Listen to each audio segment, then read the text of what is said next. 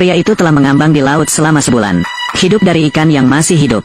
Suatu hari, dia tidak bisa menahan diri lagi, mengalihkan pandangannya ke arah anak laki-lakinya yang ada di depannya. Tepat saat anak laki-lakinya diangkat oleh ayahnya yang memegang hewan itu. Kemudian ibunya mengangkat dayung dan membunuhnya. Lalu melemparkannya menjadi makanan bagi hiu. Setelah itu, ketiganya melanjutkan mengapung di laut. Akhirnya, tepat sebelum mereka mati kelaparan, Sarah melihat benua di depannya. Dia pikir itu hanya hayalan. Namun setelah melihat dengan seksama, itu memang sebuah pulau. Dia sangat gembira. Perahu kecil dengan mudah merapat ke pantai. Sarah menggendong dua anaknya ke pulau. Hal pertama yang dia pikirkan adalah memberi mereka makan. Dia menggunakan alat pemotong kelapa, memberi anak-anak minum sedikit air kelapa untuk energi. Kemudian dia menggantungkan sehelai kain di cabang pohon. Kemudian dia membawa barang bawaan ke pantai. Dia menyusunnya menjadi pondok sederhana seperti ini. Selanjutnya, dia membawa anak-anak mencari air tawar. Tidak lama kemudian, mereka menemukan aliran air tawar yang jernih. Dia segera mengisi wadah dengan air. Kemudian, mereka melihat ada pisang, pepaya, bahkan singkong di sini. Ada makanan ini. Sarah benar-benar bisa merawat dua anaknya. Mereka tidak lagi kelaparan. Namun, cuaca di pulau ini sangat tidak menentu. Tak lama kemudian, hujan deras turun tanpa peringatan.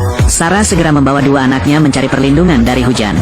Barulah saat itu dia menyadari bahwa pondok yang dia bangun tidak berguna.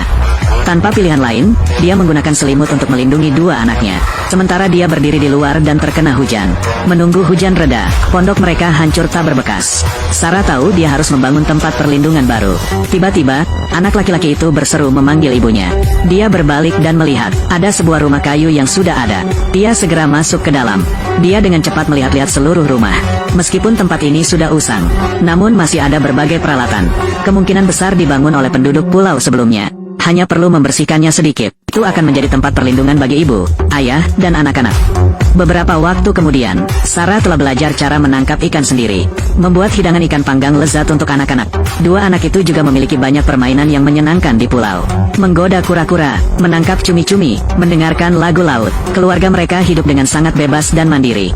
Dalam sekejap mata, dua anak itu telah tumbuh menjadi lebih besar, dan sepenuhnya beradaptasi dengan kehidupan di pulau.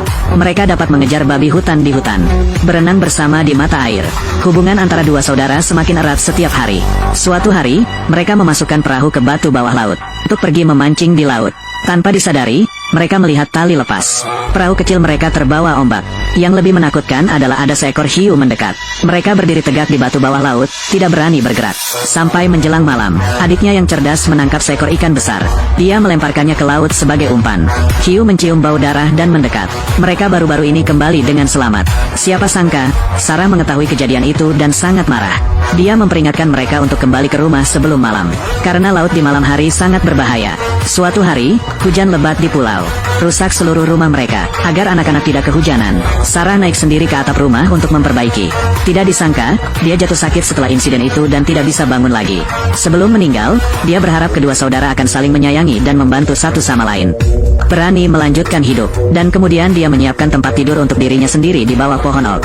Meskipun Richard adalah anak yang dia adopsi, dia telah memperlakukan dia seperti anak kandungnya sejak dulu. Ibu dan anak berpelukan satu kali terakhir. Setelah itu, kedua anak itu mengubur ibu mereka di sana. Waktu berlalu dengan cepat. Dalam sekejap mata, anak laki-laki Richard telah tumbuh menjadi seorang pria dewasa yang tinggi besar. Lily juga tumbuh menjadi seorang gadis yang cantik. Mereka telah tinggal di pulau terpencil ini selama 20 tahun. Mencari telur emas adalah permainan favorit mereka. Agar kakaknya menang, Richard sengaja menyembunyikan telur emasnya. Lily bertanya di mana hadiah untuk pemenangnya. Dia pergi menyelam ke laut. Ketika dia kembali ke permukaan, dia memegang kerang. Dia membuka kerangnya, dan dia mengambil mutiara di dalamnya dan memberikannya kepada Lily. Ini adalah hadiah kemenangan. Lily melihat mutiara ini sangat indah. Jadi dia pulang dan membuat perhiasan untuk rambutnya. Richard diam-diam memandangnya dari luar, melihat tubuh yang anggun miliknya. Seorang pemuda yang sedang dalam masa pubertas. Tiba-tiba muncul perasaan aneh. Tubuhnya juga mengalami perubahan alami. Tapi dia tidak tahu apa itu. Untuk melepaskan perasaannya, dia mengambil papan selancar dan pergi mencari hiu sendirian. Bahkan ingin berenang bersaing dengan hiu itu, Raja Lautan. Dia dengan antusias menceritakan pemandangan itu kepada Lily. Ternyata, dia berkata bahwa dia terlihat bodoh seperti itu, karena mereka tidak mungkin mengalahkan hiu itu dalam berenang. Percayaan diri Richard terguncang. Saat bertengkar, mereka berdua jatuh ke tanah. Udara tiba-tiba menjadi sangat aneh saat itu. Keesokan harinya, saat mereka bangun, Lily menemukan selimutnya penuh dengan darah. Dia panik, dia pikir dia menderita penyakit aneh. Lalu dia teringat ibunya pernah mengatakan, ini berarti bahwa dia telah menjadi seorang wanita. Terpikirkan itu, dia tersenyum tanpa sadar. Untuk menjaga jarak dari Richard, Lily mengusulkan bahwa mulai sekarang, mereka akan tidur terpisah. Namun, hubungan mereka malah semakin buruk. Mereka bahkan bertengkar setelah beberapa kata. Lily pergi ke makam ibunya untuk berbicara tentang kekhawatirannya. Richard bersembunyi di belakang dan mendengarkan diam-diam. Dia tidak tahan lagi dengan cara Richard melekat padanya seperti serangga. Mereka kembali bertengkar dengan keras. Richard marah dan pergi. Dia pergi sendirian ke sisi lain pulau. Ternyata dia masuk ke wilayah suku kanibal. Dia melihat sekelompok orang liar mendekatinya. Dia segera bersembunyi di belakang pohon.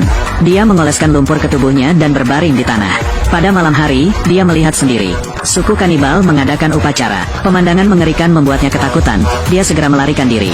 Baru pada pagi hari berikutnya, dia kembali. Pada saat itu juga, Lily khawatir dan mencarinya. Kamu baik-baik saja, aku senang sekarang.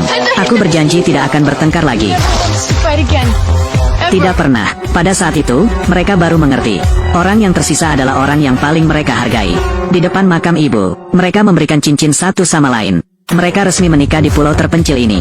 Selama beberapa bulan berikutnya, mereka tidak lagi bertengkar, tetapi hidup dengan bahagia dan manis. Hingga suatu hari, mereka melihat sebuah perahu layar dari kejauhan mendekat.